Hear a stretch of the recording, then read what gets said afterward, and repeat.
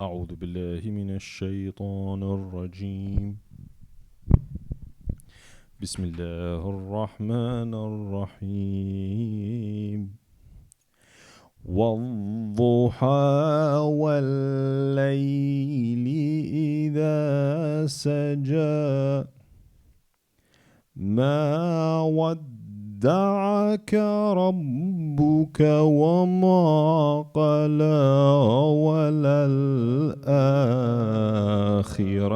خير لك من الأولى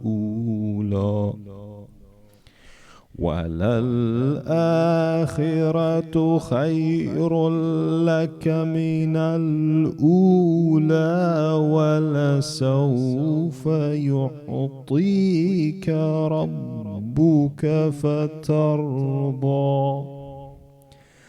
ألم يجدك يتيما فآوى ووجدك ضالا فهدى ووجدك عائلا فأغنى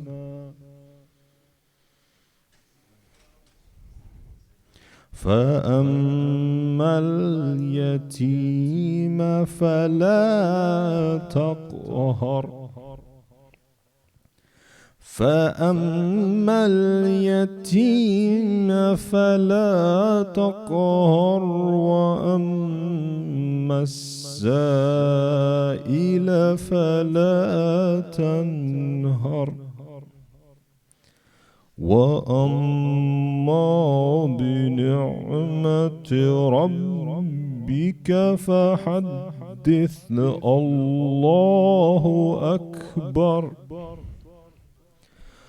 الله أكبر بسم الله الرحمن الرحيم ألم نشرح لك صدرك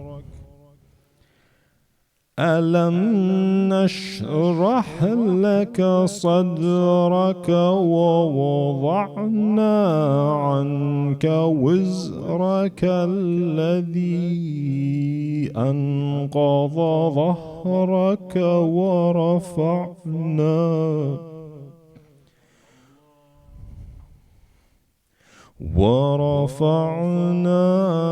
لك ذكرك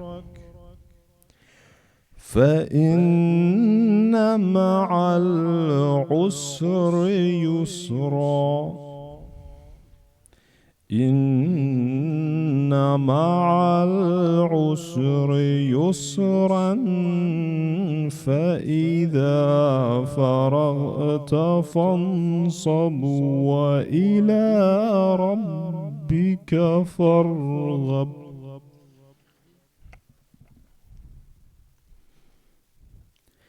بسم الله الرحمن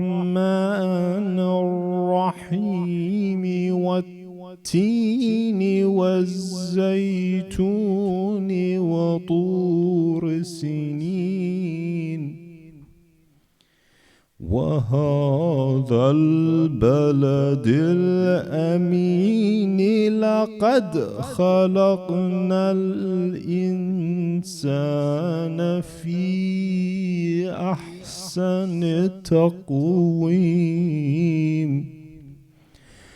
ثم رددناه أسفل سافلين إلا الذين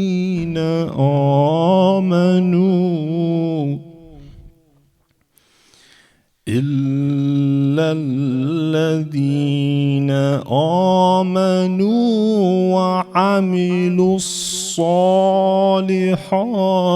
فلهم أجر غير ممنون فما يكذبك بعد بالدين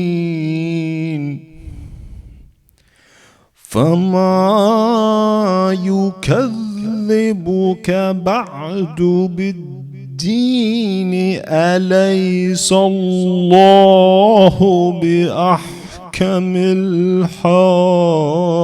الحاكمين أليس الله بأحكم الحاكمين. صدق الله العلي العظيم.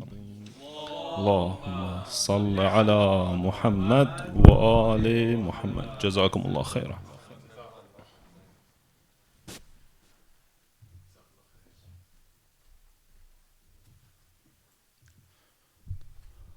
صلوا على محمد وآل محمد.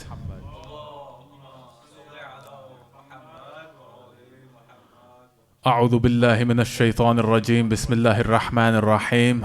الحمد لله رب العالمين، والصلاة والسلام على سيد الأنبياء والمرسلين، خاتم النبيين، جد الحسن والحسين، أبي القاسم محمد.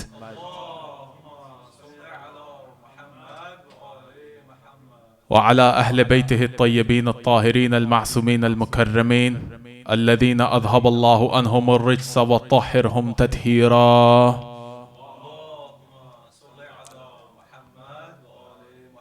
ولعنة الله على الأعدائهم أجمعين. أما بعد، فقد قال الله تبارك وتعالى في كتابه الكريم: بسم الله الرحمن الرحيم.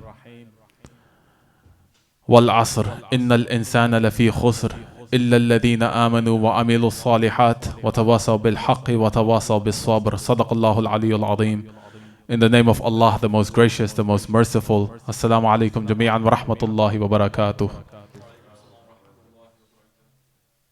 First of all, Jazakallah khair, Brother Saeed, for that recitation of the blessed verses of the Quran, one after another. Indeed, inna ma'al usri yusra, with hardship comes ease. This is a verse that we've repeated and discussed thoroughly throughout our discussions. And alhamdulillah, I pray they've been enlightening to every single one of us, putting in the effort and then reaping the reward afterwards.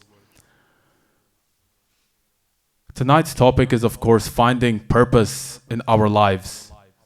Now, Allah subhanahu wa ta'ala tells us in Surah Al-Mu'minun, chapter 23, verse 115, He tells us, or rather He asks us the question, do you think we created you without purpose? Now, what is our purpose in life? This varies from individual to individual. You've got, for example, people who might live in impoverished, war-torn countries without a family, without a friend.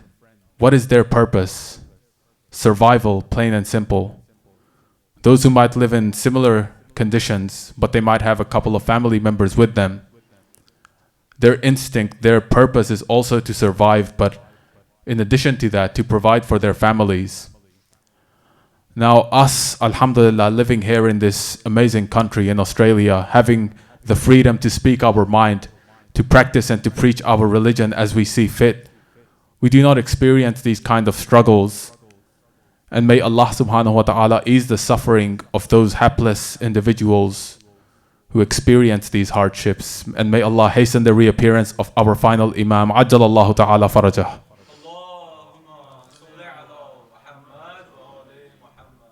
Now we experience a different kind of test.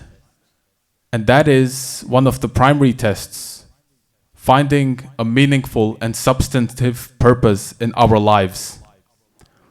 Because oftentimes, because we do not have to struggle to survive, because we do not sleep every night, wondering if we'll wake up in the morning, because we do not have to fear bombs and bullets flying towards us, because of that, it's easy for us to find a simple and convenient set of actions or habits in our journey through life, because we do not have to struggle.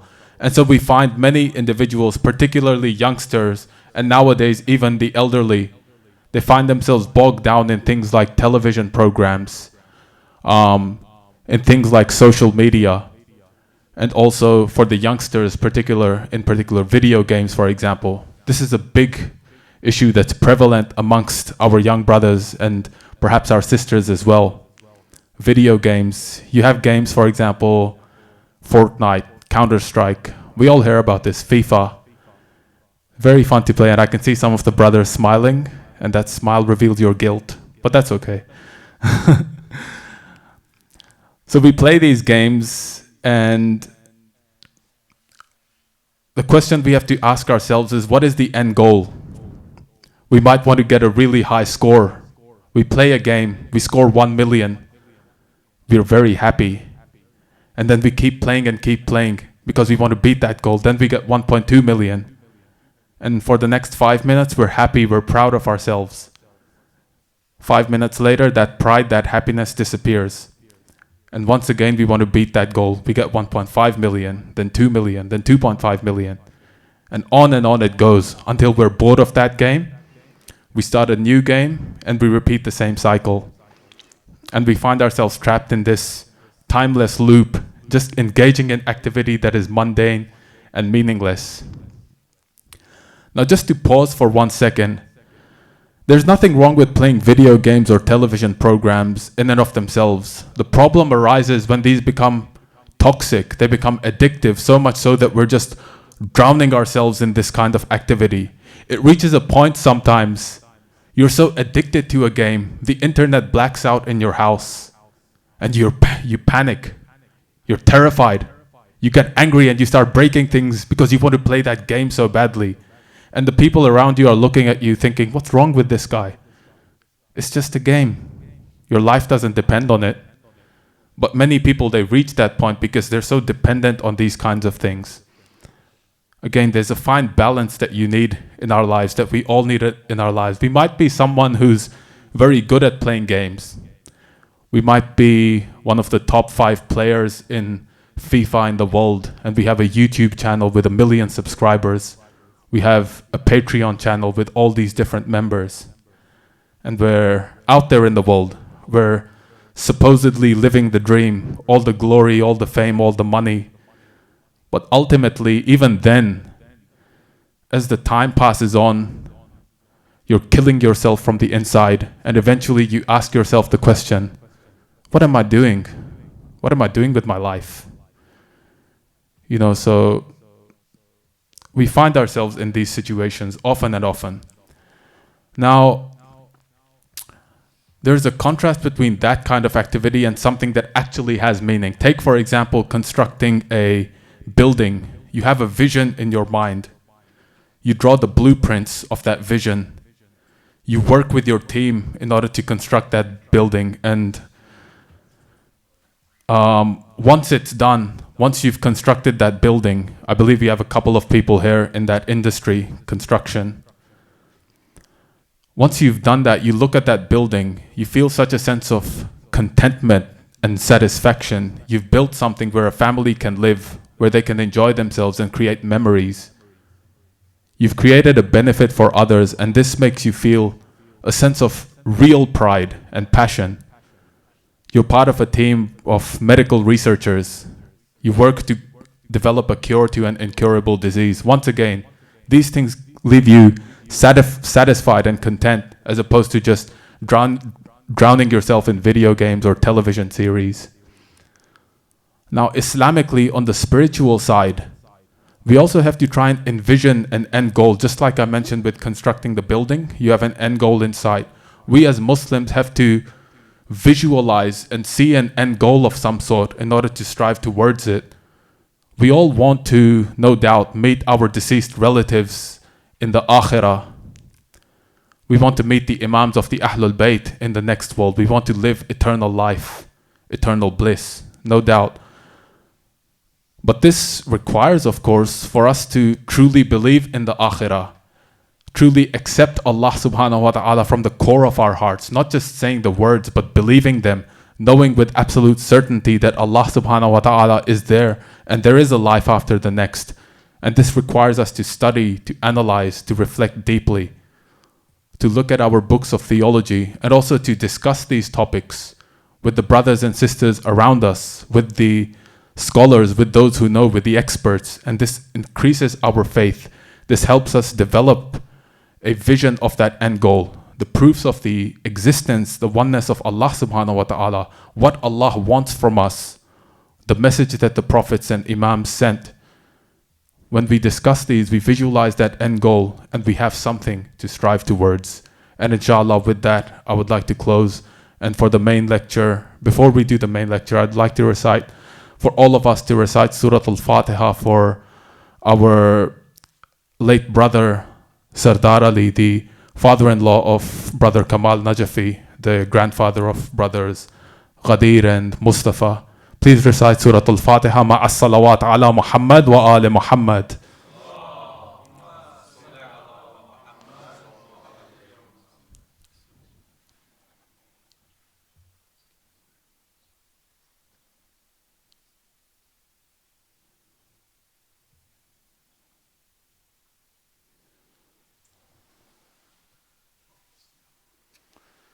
With that, inshallah, I'd like to invite our beloved Hajj Mustafa to deliver the main lecture. Please welcome him with 3 loud salawat ala Muhammad wa ali Muhammad.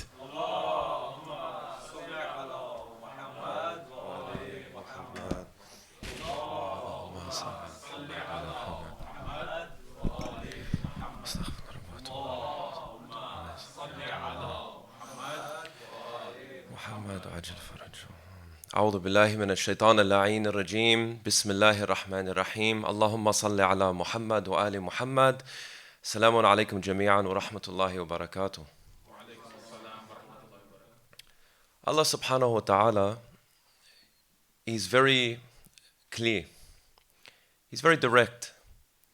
You'll find in many ayat, there are ambiguous ayat. There are the Quranic ayat that are called al-mutashabihat, ahsant. Al-mutashabihat, the ones that are ambiguous, they require further explanation, they require hadith and tafsir. Then al-muhkamat, the legal verses.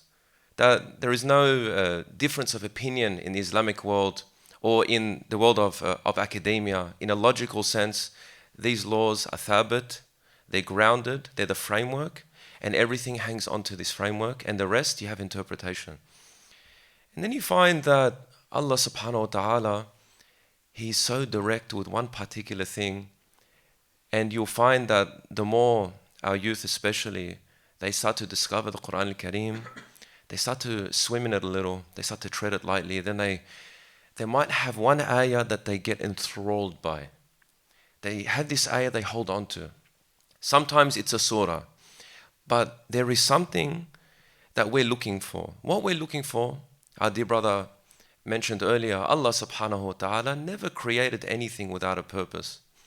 Now, I'd like to start the lecture not with Islamic understanding. I want to teach you atheistic understanding on the member of Imam al-Hussein alayhi salam. Why? Because if you understand how the person without God thinks, you automatically by default say, I prefer what Allah wants me to do. Because you see the falsehood in this thing. For example, the atheist, their belief, and I'll say it's a belief, not an understanding, it's a belief. The universe, however it was brought about, they say it has a beginning, but no beginner, which makes no sense again. But they will say to you that there is no real purpose, it's just random, this happening. So, okay. Atheism isn't a new idea, but we know in this age it is popular. And in fact, it's enforced almost. In fact, if you say you are religious or you have religious understandings or approaches to life, you are seen as lesser intellectually, that you're not a thinking human being. But you find that they would say, no, it's the height of intellect to deny the beginner of a thing, even though they don't deny their own selves.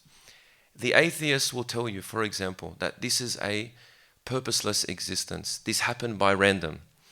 And we will say, but this universe has a beginning. They'll say, but there are multiple universes, and this, out of the trillions and infinite amount of universes, just got it right. Then you say, hold on. Do you have evidence of these multiple universes? We can't even see to the end of our universe. They'll say, no. So, okay, this is just theory of yours. Okay. Khair, inshallah. Here's the problem. If you're going to have a worldview, it has to support you as a human being. It has to be adaptable with your life. It has to have no contradiction in the human soul, whatever human being you are, wherever you're from, whatever religion you are, whatever non-religion you are. So when you birth in the minds of people, this is a purposeless existence, that means when tragedy befalls you, there is no reason for it. It's just a random occurrence. how does that support the psychology of a human being? It puts you into nihilism. When you're successful, you're not successful because you took your free will and your strength and your juhd, your hard work into something. No. It is because genetically you were predisposed by tens or hundreds of people before you to give you that ability. And also, you didn't think of it yourself. It was just the cause and effect of chemicals in your brain. In other words, everything I'm saying now is not because I gave it some thought and wrote it down. It's just happening randomly. And you're listening to it randomly, and somehow meaning is happening randomly. And when you leave, it has no meaning whatsoever. Now I ask a question. If everything is so random, I'm simplifying, of course, just for the time we have. Who is liable when someone commits a crime? You know, the legal system is religious in its nature. Not in the sense that the laws align with the laws of God, no. But in the sense that it relies on a human having free will to do a thing, and there is a law that says you can't, and they do it, so therefore there's a punishment. You see? If I go to the judge, I say, Judge, yes, I stole. But genetically, I'm predisposed to theft. I have fathers and forefathers, وَالْعَيَاذُ بِاللَّهِ, who are thieves. So it's not my fault. This is the same mentality. Now Allah subhanahu wa ta'ala, look at the glory and the beauty of how Allah subhanahu wa ta'ala, He talks to our natural state because He created us. It makes perfect sense. The astute parent speaks to their child according to them because they know their child. And we have very little ma'rifah of the human being. Imagine if you're the creator of Bani Adam in its entirety. Allah Azza wa Jalla, He says, وَمَا خَلَقْتُ الْجِنَّ وَالْإِنسِ إِلَّا لِيَعْبُدُونَ. Now, He says, I have not created man or jinn except that they worship. Okay. Taib ya Allah. Let me sit on the prayer mat all day. This is a funny understanding. This isn't the understanding. This is how people interpret this. Ibadah, worship, inshallah, we're going to continue and we're going to really deconstruct what this all means. But He's saying your purpose, the meaning of the word purpose is something that is created to do a particular thing, or the reason for something's existence, or the reason you are doing something. That's a purpose. So this entire universe, instead of being meaningless, it says no, it's the exact opposite. It is so meaningful, and the reason why I created the universe is so that you, human being, do ibadah. Okay. This ibadah, what is this, ya Allah? What's this ibadah? You created this universe for me? For me to be here? For me to grow? You put this face and this body in this part of the world at this time.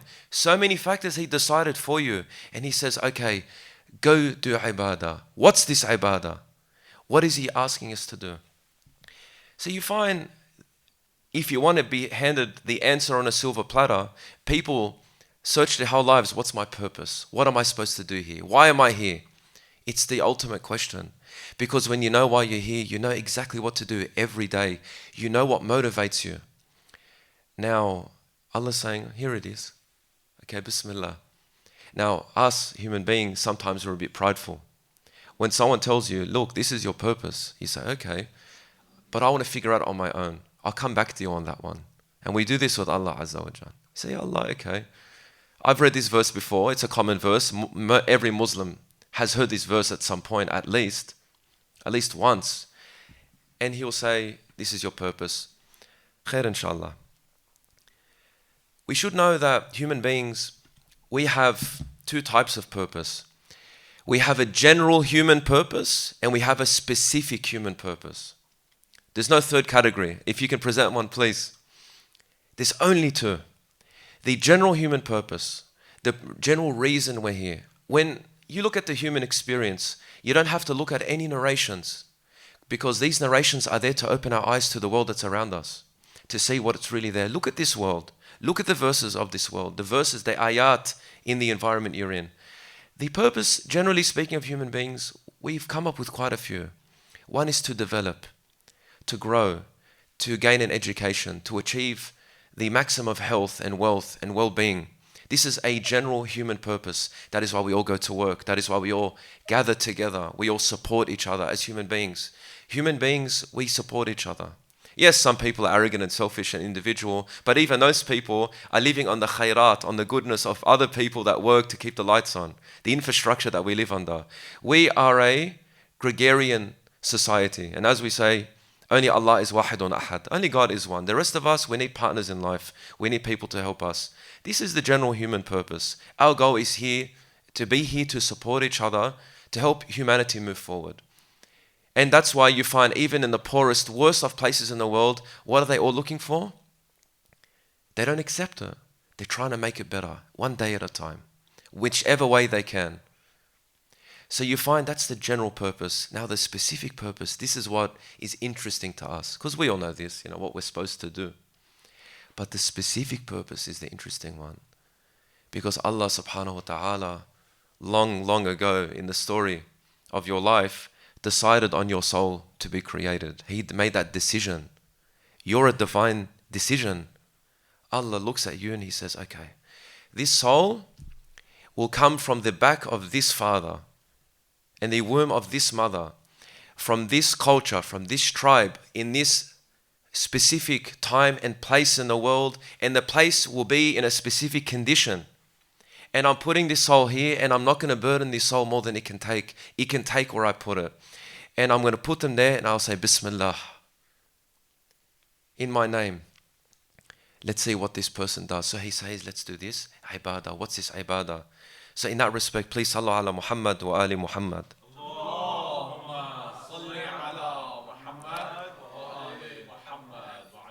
Human beings love the idea of purpose. They love the energy behind the word purpose. But here's the problem. We can discover a purpose, or we can realize our purpose. I'll tell you what I mean by that. Sometimes people, they find purpose in their body. For example, they go to the gym. Their purpose is to become as strong as possible. That's a purpose. They create that purpose for themselves. They achieve a result. Another person, it's in their study. Another person, it's in everything. They want to be the best body and the best mind and the best looks. Kamal and Jamal, perfection and beauty. They find purpose in this. Other people find purpose perhaps in an art form. They find it in a particular science. Whatever the case is, people look for something to dedicate themselves to. Sometimes it just means to be a good father. That's their purpose. Or a good mother, a good wife, a good husband. That's their purpose. Raise their kids right. Make sure their kids are well equipped for the world. Okay. But then someone introduces this idea to you that you're created. And this master of yours actually gave you a specific talent. Only you have. Or very few have. And in fact, I gave it to you. And you're the only person in your circle that has it. So you want to find out what that is, right? And the specific purpose is the thing that will open the doors of your worship of Allah. And inshallah, we're going to understand what's the link between Allah creating us for His worship and then how that meshes in with our purpose in life, and therefore what He created us for, and then us living our purpose takes us to Him and gives us the best dunya and the best akhirah. رَبَّنَا آتِنَا فِي الدُّنْيَا حَسَنَةً وَفِي الْآخِرَةِ حَسَنَةً. We say this all the time.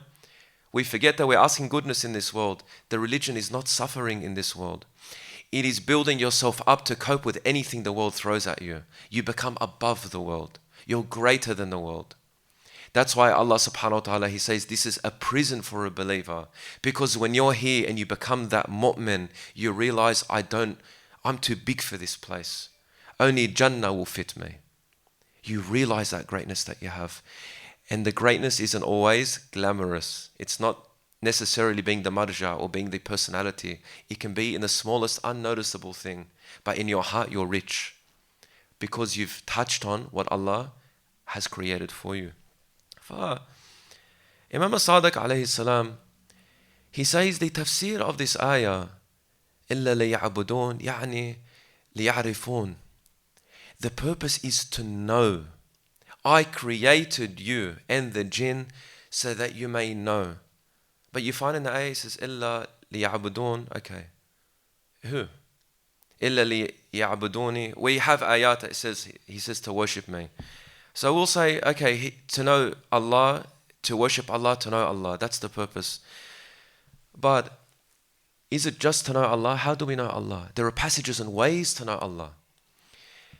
Imam Amir al-Mu'mineen Ali ibn Abi Talib salawatullahi wa salamuhu alayhi, Man arifa nafsa faqad arifa rabbah. Whoever knows himself knows his Lord. This is the most famous hadith we have. We have scholars that have come up with tens of interpretations. One of our scholars, rahmatullahi alayhi, his name leaves me, he narrated that he has up to, I think, 92 or 93 interpretations of this one hadith. It's very deep. When you know yourself, you observe yourself, you look inside, you sit with yourself, you appreciate who you are. You start realizing that this is a grand space you have inside. Amir al-Mu'mineen alayhi salam, أتزعم أنك جرم صغير وفيك انطوى العالم الأكبر. You think you're insignificant and I've enfolded all existence inside you. You're so great. The Imam's saying you are so great. You don't realize it yet. Sometimes, especially when we're younger, life is still exciting, it's still fun, it's still play. The sign of an adult is when play stops and work happens. And you find the most successful people, they start work at an early age. They start very young. I think Warren Buffett, one of the most famous investors of our age, he's in his 90s. He started trading, I think, at the age of 12. He started trading. Small things, maybe trading in the playground, I'm not sure. But he started trading at the age of 12. A lot of these pro golfers start at the age of 5. We have imams that enter imam at the age of 8 or 5 years old. Isa ibn Maryam alayhi salam, قال إني عبد الله آتاني الكتاب. He gave me the book. وجعلني نبيا. He said this from the cradle. I'm a Nabi from the cradle. They don't go through the play stage. They get right into the work, into the purpose. So, inshallah, if you're interested in finding out how do you discover your purpose, sallu ala Muhammad wa ali Muhammad.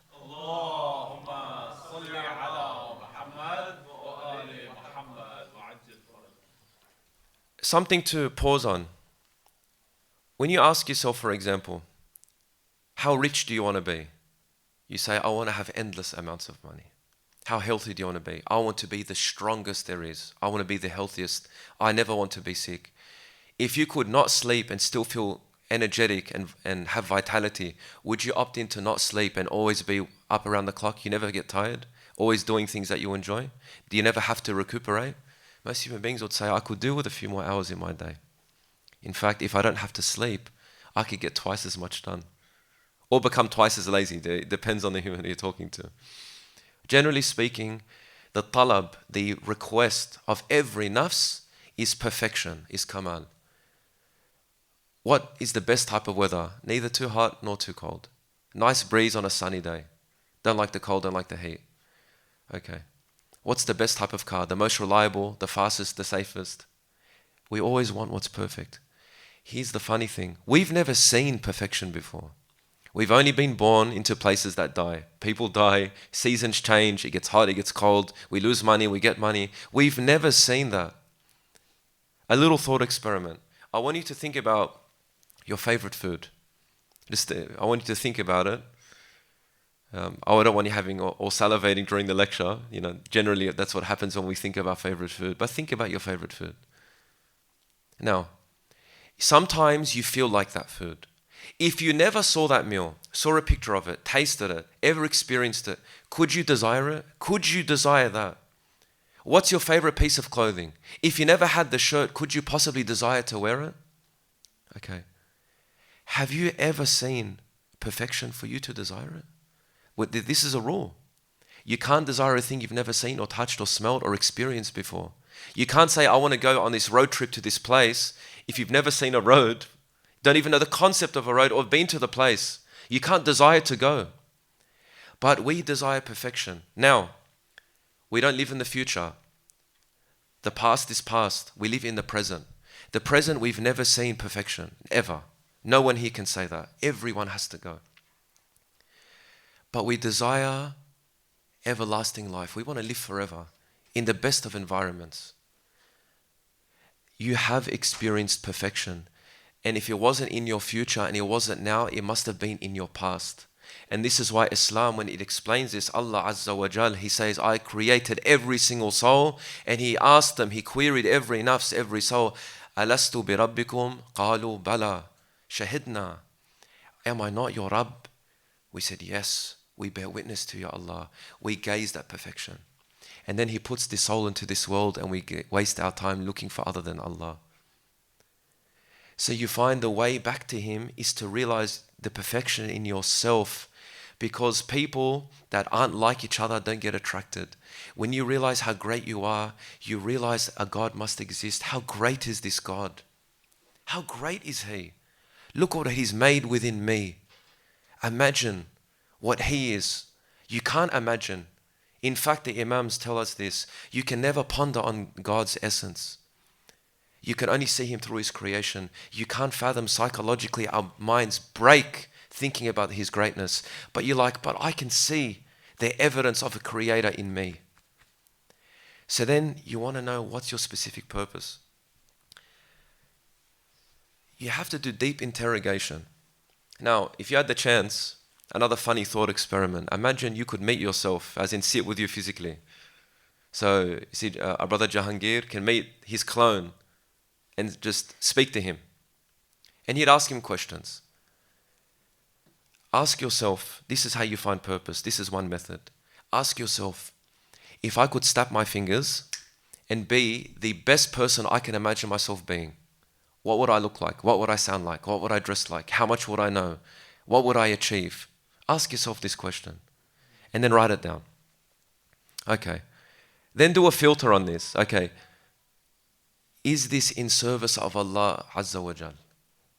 Okay, you being the most beautiful man or woman on earth, challenge to see how they can serve as God, unless you're Prophet Yusuf alayhi salam, where his beauty was part of the story, right? But first, write down, what's the ideal you? You might say, it's not physical. Actually, the best me is the person that never gets angry. We all get angry. Maybe that's the best you. Maybe you have a problem. Maybe your problem is, the best me is I don't look at that's muharram to me. Okay, this is a good goal. And you start realizing, I think the best me is, I want to design a method of constructing housing for the poor in my country. I have a friend who actually had this dream where he concrete prints homes in Afghanistan. Amazing, absolutely amazing. He prints a home in under 24 hours. The shell, you have to come and fit it out later for the people in building here.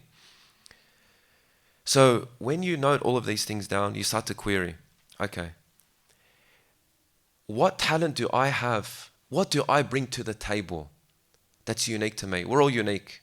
When we sit with each other, there's something subhanallah, I remember I was sitting with a nice scholar and it was a camp, and Adi Said, he's from Sydney, he's very lovely. He said, I'm going to give a lecture and we're going to have a discussion so I can learn from you. He's a wise man.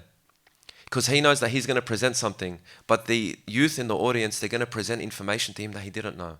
And he's going to build his knowledge. He wasn't, obfuscated by his image. He's a Sayyid, he's a Sheikh, or, Hamama and Abaya. He said, I can learn. He's always in a state of learning. All right? This is a purpose. His purpose is to learn and to present and to learn from the people he presents to. He found his purpose. Maybe you're eloquent. Maybe you're strong in your speech. Maybe you're strong in your body. Then you say, okay, I'm very good at mathematics. Then you look at that talent and you say, where can I place it? Is my community up to scratch with that? Maybe you're good at talking to people and getting them to do things. You're good at manipulating people. It's a talent. Manipulation can be positive. If you don't know what positive manipulation looks like, go talk to your mother. She does it all the time, and you don't even know.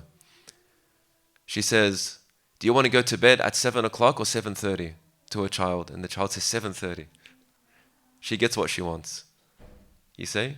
The idea of the false option. It's a parenting technique. I use it all the time myself. I give my daughter 3 options. I like all 3 of them. I don't give her number 5, which is the one she wants. I distract her, you see? Maybe you're wise. Maybe you're the type of person that when someone presents a problem, you can see all the ab'ad, you can see all the different ways the situation can go, and you can advise on every single way. I've met people like this, they're astonishing. My father, rahmatullahi alayh, he used to say things to me, and I'm like, come on, dad. Come on, dad. And it happens. I'll go back to him, and he's smiling. Didn't I tell you? I go, how'd you know? He goes, I know. Khalas. Listen to me next time. Okay. Some people have this. You have to think, interrogate yourself, talk to yourself. Get to know who you are. You're going to see that you have, like we said, these immaculate, immortal, infinite desires. And he said, I have seen God in my heart. Because in my heart, I want to be forever. And there is nothing forever. So I have seen Allah. I've seen His presence. I know He's there now. I didn't need a book to tell me. The book came to remind me. Dhikr, it's a reminder. It's reminding you what you already have. And in fact, just to add to that, the way you know you have a Nabi in front of you. Imam al-Hasan alayhi salam, aflaha man salla ala Muhammad wa ali Muhammad.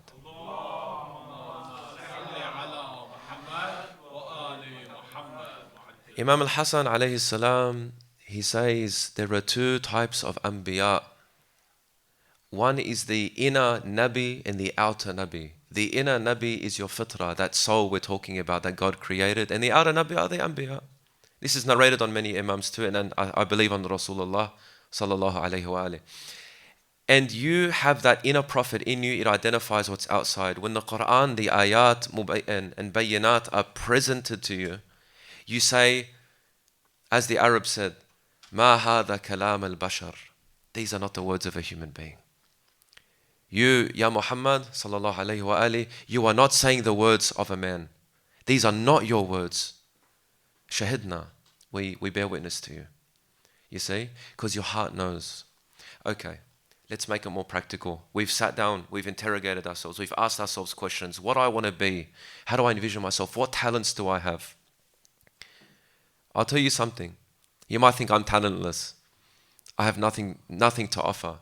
La. What you have is a limiting thought that's blocking you from seeing what you have. Don't doubt for a second you have a talent. Because that means Allah subhanahu wa ta'ala didn't give you a specific purpose. He gave you something, it doesn't have to be glamorous. It's not going to make you famous.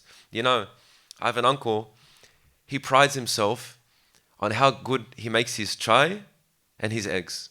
He prides himself on making breakfast. He loves to make breakfast for people. But there's something that comes with it. What he actually loves is that affection he gives people. He likes to feed others. It's a very nice quality I like. It's very humble. Someone that's twice my age, or nearly twice my age. I hope he's not listening. Nearly twice my age. But he likes to cook for me. It's very humbling. You find that this one talent does so much for his nafs. It makes him humble, it makes him affectionate, it makes others appreciate him, it makes you pray for him.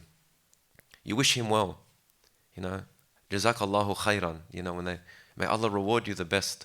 You see, and that's maybe his little service that he does. He does a lot more, but at least on a personal level, what do you bring to your family's table? What do you do around your friends? You've got a purpose with your friends. You've got a purpose with your family. You've got a purpose at your work. Muslimin, generally speaking, they find a general purpose at work. What's that purpose? The Muslimin, when they go to work, they find their purpose is to present Islam in the best way by being the best worker there. Do you know what happens? Your work is all ibadah.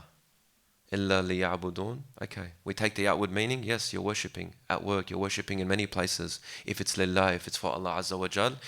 And through that, Allah gazes upon you and says, this person is raising the status of my Habib, al-Mustafa Muhammad sallallahu alayhi wa alihi.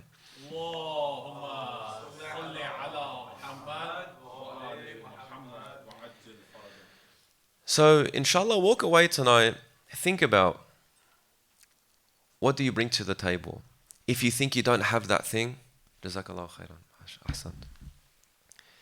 If you don't know what that is, or you think you don't have it, tell yourself, no, you do have it. Argue with yourself. Okay, now we're not asking questions to ourselves, now we're arguing with ourselves. Don't back down. If your friend comes to you, your friend, your best friend, and says to you, I'm a talentless bum, I can't do anything. What are you going to say to your friend? No, don't say that. How can you say this about yourself? you've got so many great qualities. Sah? Is that correct or not? Afwan. Sallallahu ala Muhammad wa ali Muhammad.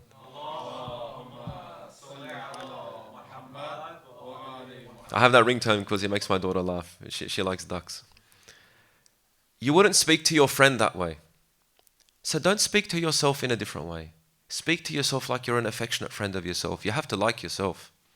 There's so much to like. How can you like the self that Allah willed? Don't you like Allah's will? Did Allah wal-a'yadu billah make a mistake making you? Like yourself. You have many great things to offer. Allah made you. He decided. Think about this. The creator of this universe decided on you to be. He says, kun. You're here. Talk to yourself. Fight those thoughts. And then you realize, you know what? That little thing I'm pretty good at, I'm going to focus on that. Then you start to set goals. How about the things you want to change to be better?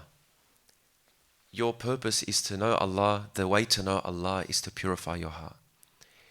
It's a journey for everyone. Especially me. All of us are suffering with our nafs. We're suffering with so many different things.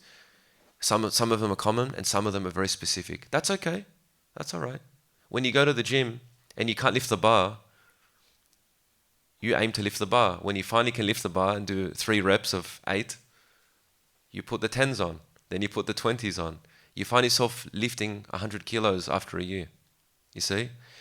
That's the physical sense. Spiritually, it's the same. Sometimes, you know what your challenge might be? You can't get up at Fajr every time. It's difficult. And some people say, oh, I barely sleep. I sleep 2 hours. I get up easily. It's like, oh, alhamdulillah, you're lucky. Maybe you have to fix your lifestyle. Maybe you have to sleep a bit earlier. Maybe you have to get to know your body. Get to know your body. Some people don't need much sleep to get up. Some people need a lot of sleep. Allah, perhaps He made you that way. Some people need 8 hours. Some people need 6. Anyone who survives on 4 are going to have heart issues and they need to see a professional. It's not healthy. But otherwise, we vary. Discover your diet. Discover your people around you. What do they bring? How do they feed your soul? How do they serve that purpose of serving Allah Azza wa Jal? Because ultimately, when the Imam comes, he doesn't just need fighters. Imam Zaman, Ajalallahu Ta'ala Farajahu Sharif,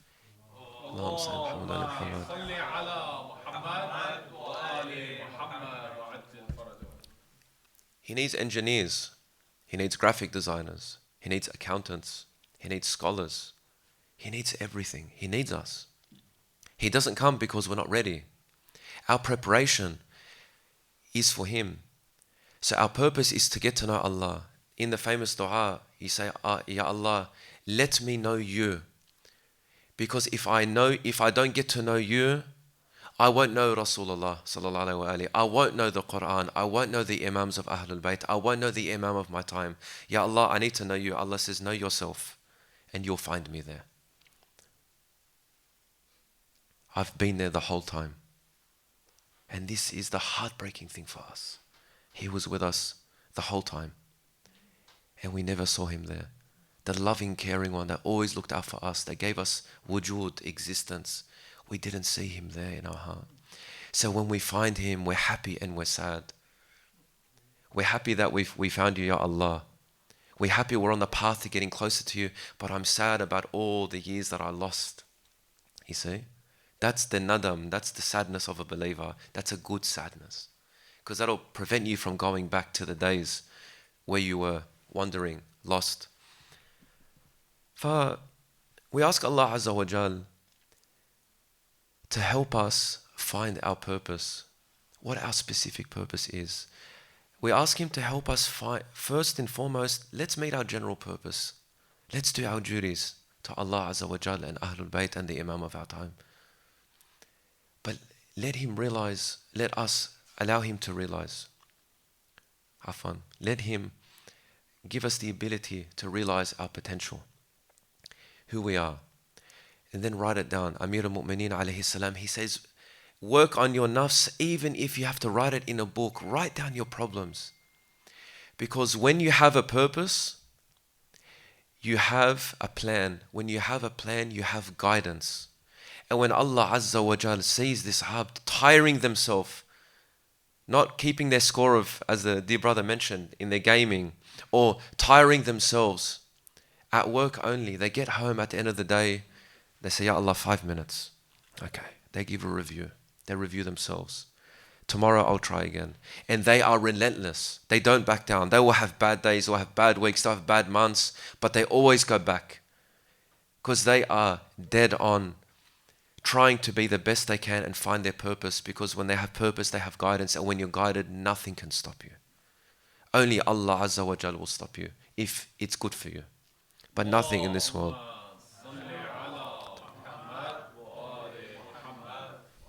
So inshallah, in summary, we ask Allah Azza wa Jal to grant us the tawfiq, the ability to find this purpose. We ask Allah to help us align this purpose with Imam al-Zaman, Ajalallahu Ta'ala Farajuhu al-Sharif.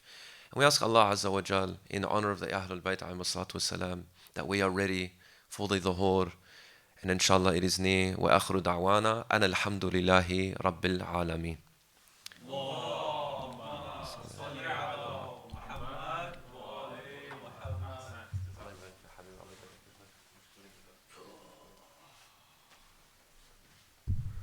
صلوا على محمد وآل محمد.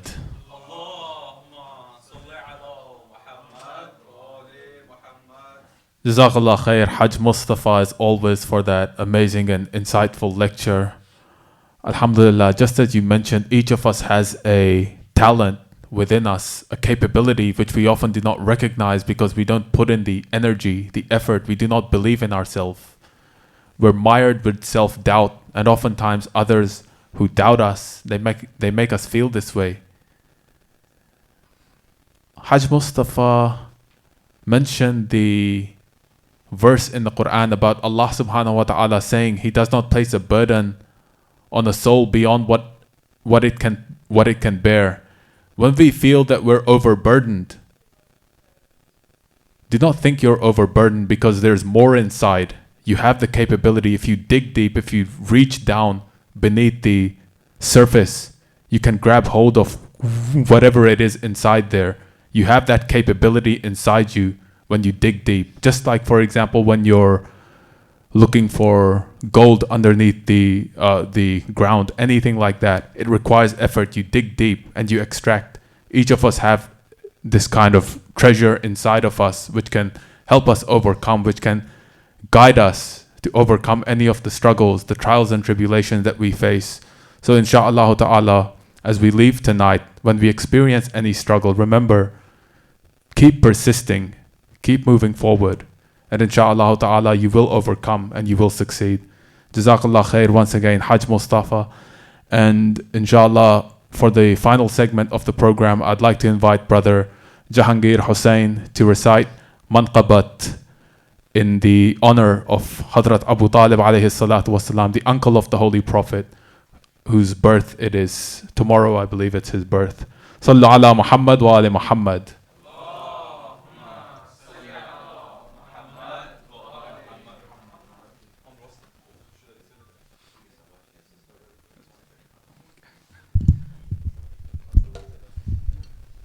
Assalamu alaikum wa rahmatullah. First of all, I would like to congratulate everyone on the birth anniversary of Hazrat Abu Talib, Abu Muhammad Ali Muhammad Salawat.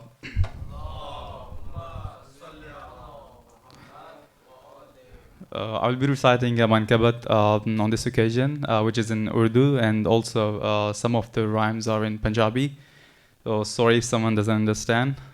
So please recite aloud salawat again.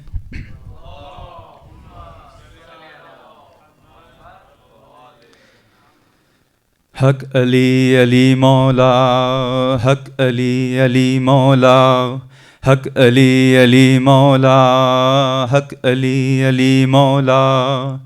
Quran पढ़ाया है, ईमान बताया है, कुरान पढ़ाया है, ईमान बताया है. इमरान के घराने ने, इमरान के घराने ने इस्लाम बचाया है.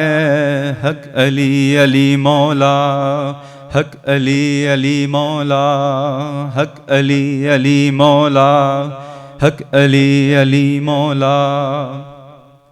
بڑا محبوب گھرانہ ابو طالب کا گھرانہ، بڑا محبوب گھرانہ ابو طالب کا گھرانہ، بڑا محبوب گھرانہ ابو طالب کا گھرانہ، غلام ان کا ہے زمانہ ابو طالب کا گھرانہ، بڑا محبوب گھرانہ ابو طالب کا گھرانہ، کیا ہر کام اسی کی رضا میں راضی رہ کر، خدا کے دین کی خاطر ہزاروں صدمے سہ کر، کرے ہر دم شکرانہ ابو طالب کا گھرانہ، بڑا محبوب گھرانہ ابو طالب کا گھرانہ، بڑا محبوب گھرانہ ابو طالب کا گھرانہ، رسالت ہو کے امامت، ولایت ہو کے طہارت، شرافت ہو کے صداقت، سخاوت ہو کے شجاعت، ہر ایک عظمت کا ٹھکانہ ابو طالب کا گھرانہ، بڑا محبوب گھرانہ ابو طالب کا گھرانہ، بڑا محبوب گھرانہ ابو طالب کا گھرانہ، کدی ممبر تے کھڑکے کدی میدان تے لڑکے، کدی نیزے تے چڑھ کے کدی خطبے پڑھ پڑھ کے، سکھاوے دین بچانا ابو طالب دا گھرانہ، بڑا محبوب گھرانہ ابو طالب کا گھرانہ، بڑا محبوب گھرانہ ابو طالب کا گھرانہ، کدی بن پاک محمد کدی بن حیدر صفدر، کدی شبیر تے مہدی دی صورت دنیا اندر، ہے جیندہ آنا جانا ابو طالب دا گھرانہ، بڑا محبوب گھرانہ ابو طالب کا گھرانہ، پلیز ریسائٹ along me، بڑا محبوب گھرانہ ابو طالب کا گھرانہ، بڑا محبوب گھرانہ ابو طالب کا گھرانہ، دیے رہب کو بیٹے کیا بے زر کو ابو ذر، دیے ہیں فطرس کو پر جگایا جن کا مقدر، یہ ہے سخیوں کا گھرانہ ابو طالب کا گھرانہ، بڑا محبوب گھرانہ ابو طالب کا گھرانہ، بڑا محبوب گھرانہ ابو طالب کا گھرانہ، پکارا جب مشکل میں انہوں نے کی لج پائی، سبھی منگوں کی پل میں بھری ہے جھولی خالی، چکا جس در پہ زمانہ ابو طالب کا گھرانہ، بڑا محبوب گھرانہ ابو طالب کا گھرانہ، بڑا محبوب گھرانہ ابو طالب کا گھرانہ، ایندا سلمان گداگر تے نوکر میسم کمبر، دی ہیں ادا سلمان گداگر تے نوکر میسم کمبر، اندا جبریل سلامی سگے شہباز کلندر، ہے بنیا سب دا ٹھکانہ ابو طالب دا گھرانہ، بڑا محبوب گھرانہ ابو طالب کا گھرانہ، بڑا محبوب گھرانہ ابو طالب کا گھرانہ، میں پوچھیا تیری جگتے ہے کہ تو کیر ودائی، تے محسن کون ہے صدا اسلام دی آئی، میرا محسن ہے پرانا ابو طالب دا گھرانہ، بڑا محبوب گھرانہ ابو طالب کا گھرانہ، بڑا محبوب گھرانہ ابو طالب کا گھرانہ، سفینہ نوح کا ڈولے تو یہ امداد کو آئیں، کبھی نارے نمرودی کو یہ گلزار بنائیں، شفاعت کا پروانہ ابو طالب کا گھرانہ، بڑا محبوب گھرانہ ابو طالب کا گھرانہ، بڑا محبوب گھرانہ ابو طالب کا گھرانہ، بر محمد آل محمد صلوات۔ Now I would like to request everyone to please stand up so we can recite Ziyarah.